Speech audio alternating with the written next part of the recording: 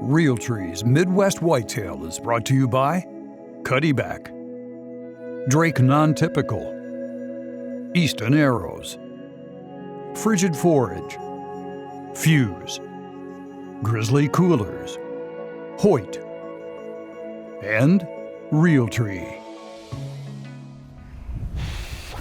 What temperature dropped out today. Here it is, December 14th. This is opening day of second shotgun here in Iowa. We're heading back to the same blind I hunted last blog where I shot that 6x7. We're going after that split G2 buck. Only thing is, I'm not hunting. I've got my girlfriend with me. She's going to be doing the shooting, so I'll be doing the filming. We'll see how that goes. But she doesn't want to be on camera necessarily, so that's why I'm doing the interview. So, well, let's get headed back up in there. We'll see how it goes. I don't think she likes getting filmed for some reason. I don't know. All right, we'll have to get serious here.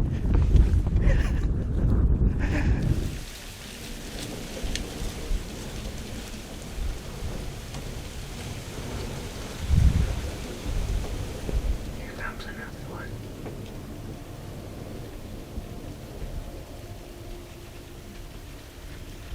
Oh, and another one.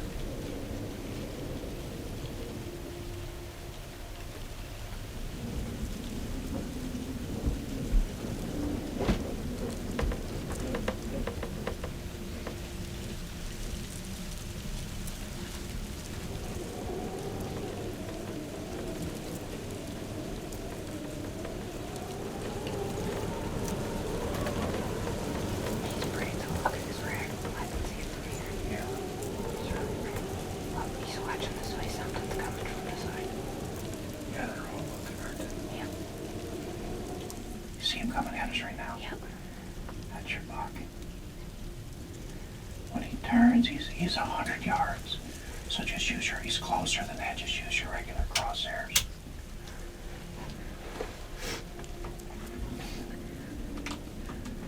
Come on, just up. Come on, buddy. Hold on, wait, let him turn a little. Right there, if you want that angle, take it. Hit him. I don't know what happened. There's our split G2 buck. We had deer everywhere, and all of a sudden he just appeared. He must have walked in from behind that corn right there.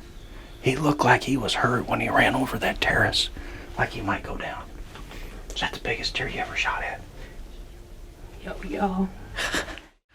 Well, we had to go back and get Joe, so we had somebody else to film, but I got a chance to watch that footage back, and it's not a shot I would take with a bow, but with a gun I don't mind that 1/4-2 angle. You just got to know your angle, so in that particular case you want to be on the front side of the shoulder on that. But looked like she was tight right there behind the shoulder, so I think we've got a deer. Let's go see if we can get on blood and track him down here. Well, we got on blood right here. Looks like he goes into the ditch. Let's see if we can follow it up. Give me 5. I told you. He didn't go anywhere, did he? No. Probably not. He didn't make it.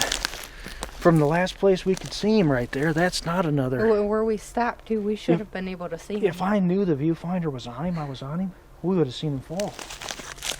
Oh, okay. Look at that. Yeah, he didn't go anywhere, did he? No, he didn't. I told you I hit him. Yeah, awesome.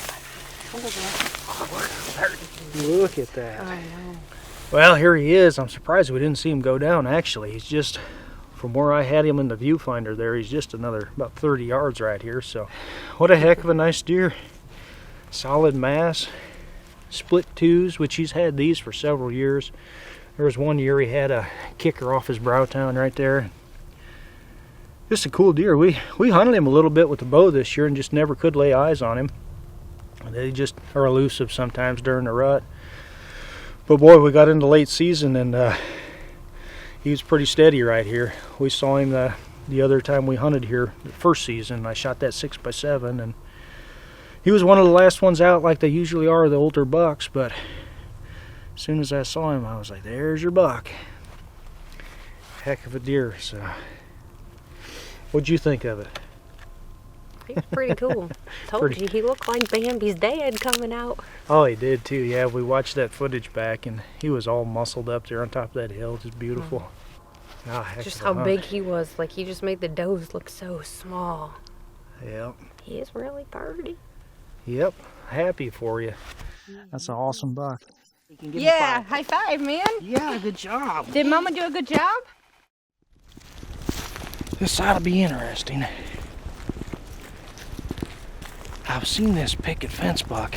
Checked this blind a couple times, so we're gonna go in here with the wind in his favor and keep these windows up and see what happens. I've seen him do it a couple times now.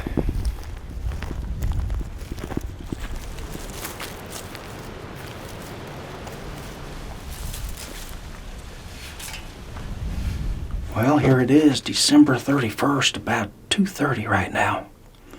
We're hunting that picket fence buck. We've got a kind of a marginal wind, but we decided to hunt this redneck and leave the windows up. That's one thing we've run into really all year, is just having enough setups for different wind directions in one particular area wherever the buck's living, you know. So that's one thing we've got to do this off season, is work on some more setups. I don't like the hang and hunt myself. It's a great strategy, but I'm too much of a perfectionist. Like, I've got to trim every limb that I want gone and all that kind of stuff, so I don't do the hang and hunt very much. But at any rate, we've seen that picket fence buck come up this side of this timber right here. I presume feeding in this corn, but he's come up this alfalfa field. I've got him doing it on camera, and then I filmed him doing it one time while I was scouting. So, you know, if he does that, he's going to have the wind to his advantage, so we're going to have to leave these windows up. So we'll see if we get away with it. We'll sit in here a few hours, see how it goes.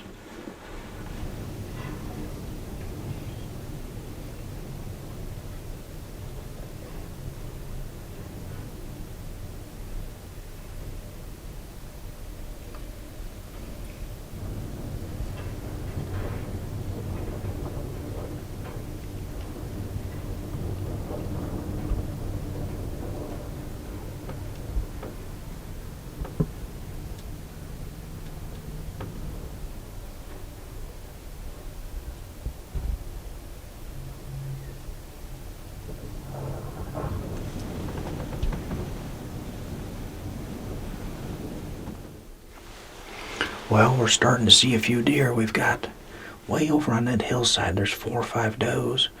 And then I just saw 3 trickling through this timber here, headed for the alfalfa. So they're stirring around a little bit, so we'll see what happens.